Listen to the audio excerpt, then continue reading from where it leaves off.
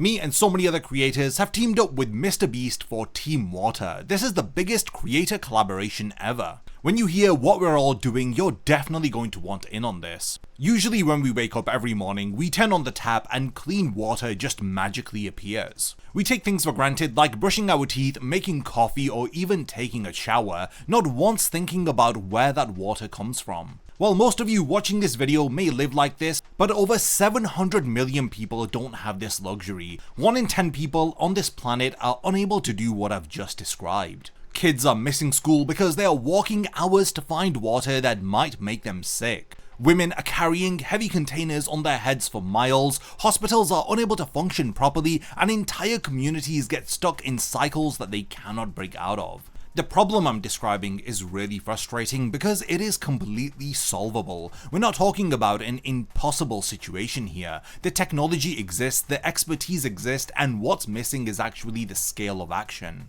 Now, this is where TeamWater enters. We're actually raising $40 million within the next month in order to bring clean water to over 2 million people. This isn't a temporary solution, we're talking decades of clean water access for these people. This involves solar pumps, proper filtration systems, piped connections right to homes and schools. These are real infrastructures that are being built with communities, and they are not just being dropped and forgotten about. Just think about it, you spend more than that on a pack of gum, and if you donate $20, then it gives an individual clean water for 20 years. This is what has me really excited. This isn't some feel-good campaign where you wonder if your money is actually doing anything.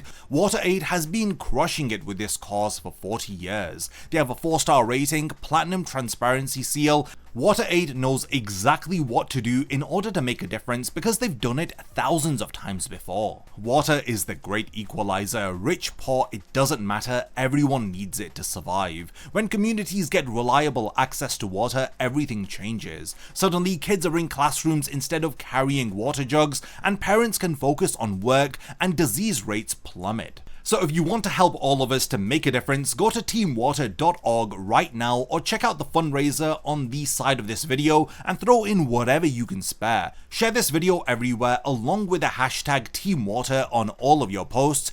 Let's prove just how much of a difference we can make when we all come together for a worthy cause. So in this video, we'll be counting down the top 10 anime characters who've mastered water manipulation. I'm not talking about your basic water gun jutsu users here. We're talking about absolute gods of liquid destruction who can flood continents, control the blood within your body, and even make Poseidon himself jealous. So before starting, let's lay down some ground rules. So for this video, I'm picking 1 character per series. So this does mean that choosing between Kisame and Tobirama was painful, but we gotta keep this list diverse. And in terms of the ranking, it's based on a deadly combination of raw power, the versatility of their abilities, as well as creative techniques and actual combat effectiveness. So this video isn't a popularity contest, it's about pure domination in the field of water manipulation. So kicking things off, in the number 10 spot, we have the Ice Queen herself.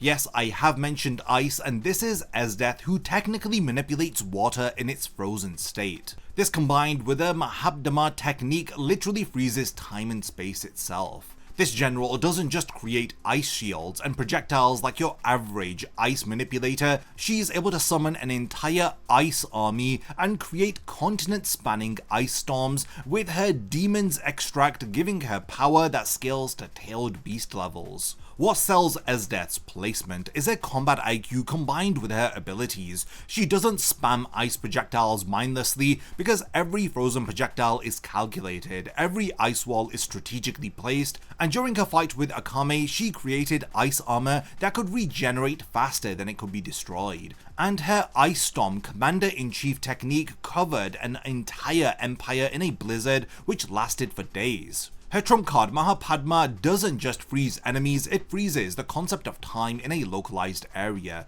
Even Tatsumi with his evolved Incursio form couldn't break free initially. She's basically weaponized thermodynamics to the point where physics just gives up and goes home. In the number 9 spot, we have the Water Hashira, and before you keyboard warriors start typing "hear me out," Giyu isn't here for raw power. He is here because this man invented his own water breathing form out of pure skill. Dead Calm, the 11th form that doesn't officially exist, achieves something insane. It has complete defensive nullification through perfect tranquility. His constant flux technique literally builds momentum with each rotation, creating an exponentially stronger attack that could cleave through Rui's hardest threads like butter. Against Akaza, an upper moon demon who'd killed countless Hashira, Gyu's water techniques flowed so naturally that even the demon complimented his swordsmanship mid-fight. What puts Gyu above other skilled water users is efficiency. There is no wasted movements, no flashy displays, it's just pure distilled technique that transforms water principles into lethal precision. This character survived against demons that move faster than sound, using nothing but disciplined swordsmanship and water metaphors. This isn't just simple plot armor, it's actually a major difference in skill level. In the number 8 spot, we have Michiru Kaiyo, who is Sailor Neptune. She brings her cosmic tier water manipulation to our ranking list. And yeah, I know what you're thinking, Sailor Moon characters are multiversal, so why isn't she higher on the list? Well, it's simple, water manipulation is just one aspect of her magical girl arsenal, and it's not her entire identity. Sailor Neptune's deep submerge attack doesn't just summon a water sphere, it channels the entire ocean's essence into a planet-crushing force. During the battle against Pharaoh 90, her talisman along with Uranus and Pluto's held back an entity trying to consume Earth from another dimension. Her Lambda power form grants manipulation over conceptual water across universal distances. Now here's why she hasn't broken through into the top 5 of this list. Sailor Neptune's water abilities are tied to her transformation state and her magical energy. She can't just flood a battlefield at will like pure water manipulators. Still, when she does unleash her aquatic arsenal, even galaxy-level threats take notice. Her submarine reflection doesn't just show the future, it reveals truths through water-reflective properties across dimensional barriers. In the number 7 spot, we have Aqua from Konosuba. Now this is the goddess of water herself who has graced our list. If Aqua had a functioning brain cell, she'd be unstoppable. This blue-haired disaster can literally summon biblical floods that erase cities with her sacred create water. No prep time is needed, there is no water source even needed, just pure divine water generation that breaks every law of conservation. Her purification abilities are also straight up hacks, as every drop of water she touches becomes holy water capable of one-shotting high-tier undead.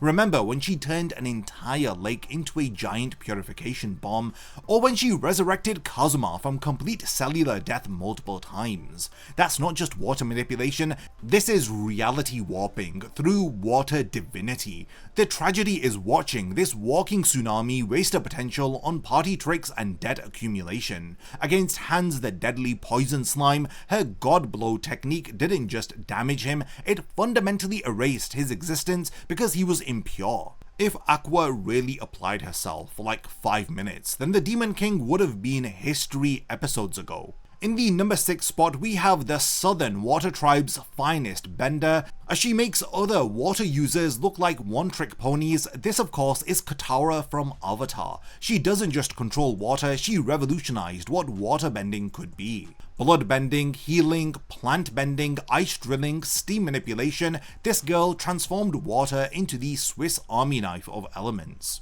Remember the Agni Kai against Azula. While the Fire Princess was going full psycho with comet-enhanced flames, Katara used the courtyard's architecture and water features to create an inescapable trap. She flash froze them both, then liquid tunneled through her own ice to chain up Azula. That's not power, that's pure tactical genius. Her spirit water resurrection of Aang after Azula's lightning strike proves that she operates on a different level than raw power users. She literally pulled the Avatar back from death using nothing but waterbending mastery and spiritual connection. During the Painted Lady episodes, she created fog that was so dense that it fooled an entire village into thinking that she was a spirit. Plus she learned bloodbending in one night after seeing it once. I think it's totally understandable why Katara has earned the 6th spot on this list of incredible waterbenders.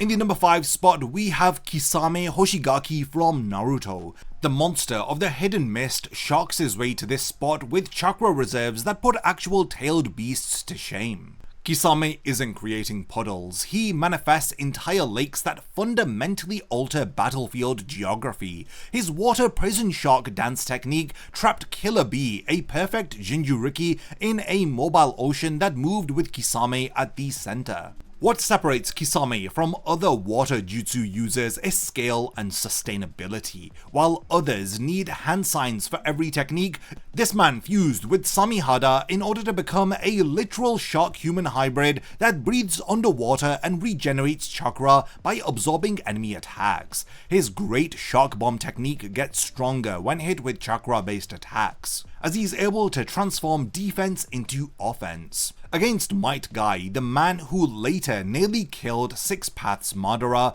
Kisame forced him to open multiple gates just to compete. His 1,000 feeding sharks didn't just attack, they stripped chakra from anything that they had touched, turning the battlefield into Kisame's personal buffet. If the suicide mission hadn't taken him out, this walking ocean would have actually drowned the entire Shinobi Alliance in chakra-eating sharks. In the number 4 spot, we have the Knight of the Sea Jinbei. Now, this individual doesn't throw water around like some amateur, he actually practices fishman karate, the martial art that weaponizes moisture existing in everything. His Samigawara Seiken transmits shockwaves through the water inside opponents' bodies, meaning your organs take the hit regardless of external defense. What is truly criminal is how Jinbei makes this look easy. Against Big Mom, a Yonko who regularly fights Island Busters, Jinbei landed a clean hit that sent her flying off of the Sunny. His Mizu Gokuro technique grabbed ocean currents like silk scarves, redirecting tidal waves with martial arts precision. During the Wano arc, he and Raizo literally redirected Kaido's blast breath using water flow principles. But Jinbei's scariest ability is the battlefield control via his ocean manipulation. As a whale shark fishman, he commands respect from sea life and he can alter currents across kilometers. His ultramarine technique during the Whole Cake Island arc created a current that was so powerful that it launched the 1,000 Sunny beyond Big Mom's fleet range. Imagine fighting someone who turns the entire ocean into their weapon while also being able to punch the water out of your cells. We're finally in the top 3, and in the 3rd spot we have Noelle Silver from Black Clover. Manga readers will know exactly why she has earned this spot. Noelle's growth from can't hit the broadside of a barn to Leviathan contracted goddess of destruction represents the greatest glow up in water manipulation history. Her sea dragon's roar tore through ancient demon flesh that laughed off other captain class attacks. Let's talk about the elephant or sea serpent in the room. This is Spirit Dive Leviathan. After Undyne ditched her, Noelle said screw it and contracted the sea god. Her new form doesn't just boost her power, it fundamentally evolves her magic into divine territory. The Valkyrie armor already made her untouchable, but when it comes to the Leviathan form, she's casually throwing around continental class water attacks that would make Poseidon nervous. What sells Noelle's placement is her tactical evolution. Early series Noelle just threw water balls and hoped for the best. Current Noelle creates water armor that tanks dimension-cutting attacks. She is also able to form sea dragon constructs for transport and combat, and her Saint stage achieved something only one other mage in history managed. Against Megikula, she didn't just win, she dominated a supreme devil through pure skill and determination. In the number 2 spot, we have Juvia Loxa from Fairy Tail. I can already hear people complaining in the comments, but check this out. Juvia's water body transformation isn't just intangibility, it's complete elemental integration that makes physical attacks literally meaningless. Grey's ice attacks, Gajiel's iron strikes, and even magical weapons just splash through her like she's not even there. Her emotional amp scaling is absolutely busted as base Juvia creates city flooding, rainfall and tidal waves. But when you have really annoyed protecting grey Juvia, then she has been shown to have matched and defeated Meredy while their sensory links meant every attack hurt Grey too. Her Sierra technique created boiling water geysers that erupted across Tenro Island. Water Slicer cuts through anything, Waterlock drowns you in an inescapable sphere, and Water Nebula turns the entire battlefield into her domain.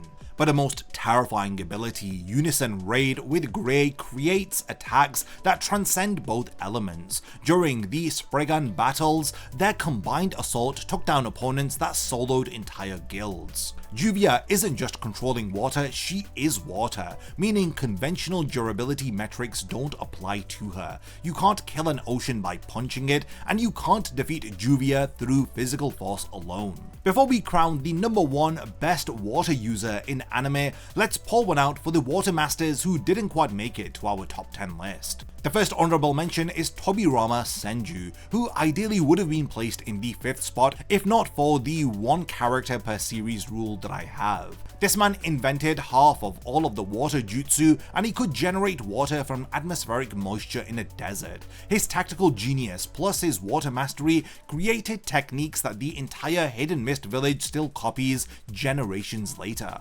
Water Dragon Bullet technique, his invention. Water Prison, his creation. The second Hokage basically wrote the textbook on water release and then killed you with it. The next honourable mention is Korra, who brings Avatar State enhanced waterbending which rivals Katara at her peak. But because Korra is spreading her focus across 4 elements, it prevents her from truly specializing in waterbending.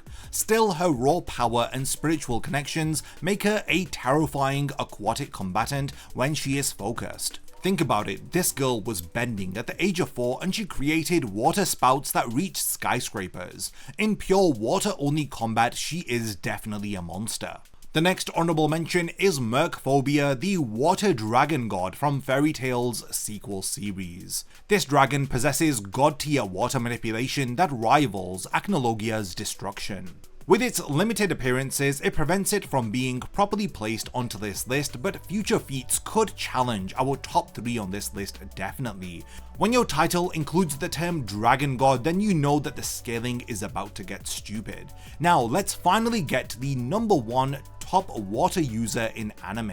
This is none other than the 3rd ranking Espada, the Shark Empress who sits on Huecomundo's throne as the queen. This of course is Tia Haribel. Tia Haribel isn't just on the top of this list, she is dominating it with her multi-continental water generation in a dimension that's literally an endless desert. There being no water source isn't a problem for her because her Resurrection Tiburon creates oceanic volumes from pure Reiatsu that would flood countries. Her technique isn't just a big wave, it's a city district drowning tsunami launched from her blade that travels at supersonic speed. Her ability La Gota concentrates this into armor-piercing water projectiles that punched through captain-level defenses.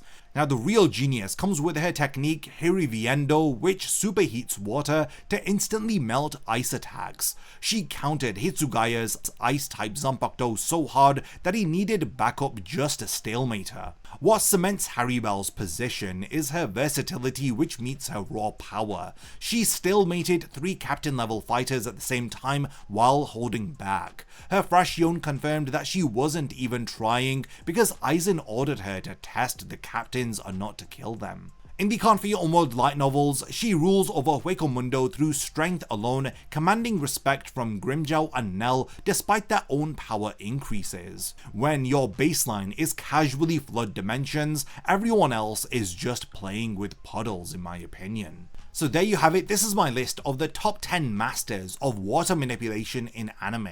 I know this is a very controversial ranking, so I'd love to know all of your own personal lists for the top 10 best water users in anime. This video was created because I'm super proud to be a part of TeamWater. So if like all of the characters that I've talked about in this video, you want to support TeamWater, then head over to teamwater.org and make a difference. Even if you donate $1, it gives someone clean water for an entire year. If you enjoyed this video, then share it around with the hashtag TeamWater and let everyone know about this incredible cause that all of us creators are working towards. So yeah, thanks for making it to the end of this one. Support TeamWater, and I cannot wait to see you in my next video. A massive thank you goes out to all of my amazing Patreon supporters for helping to make this video possible. If you also want to support the channel and see your name in the end of my videos, then check out my Patreon, which has loads of perks like early video access and so much more. Thank you for sticking around till the end of the video, and whatever you contribute will mean a lot to me.